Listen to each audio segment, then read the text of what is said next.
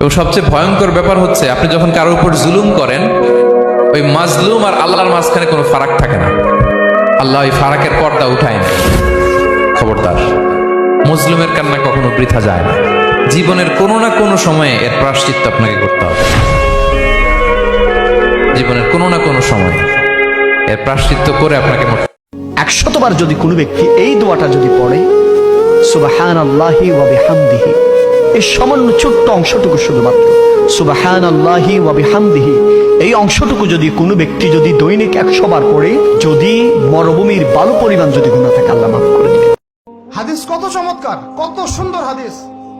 লাউ ইয়াহদি আল্লাহু বিকা রাজুলান ওয়াহিদান খায়রুল লাকা মিন হুমুরিন নাম। তোমার দ্বারা যদি একটা মানুষ আল্লাহর দিকে ফিরে আসে, আল্লাহওয়ালা হয়ে যায়, লাল উট কুরবানি করার চেয়ে বেশি নেকির কাজ। তোমার একটা দাওয়াতে যদি মানুষ আল্লাহর দিনের দিকে ফিরে আসে, ওই আমলকারী সব নেকি তুমি পাবা।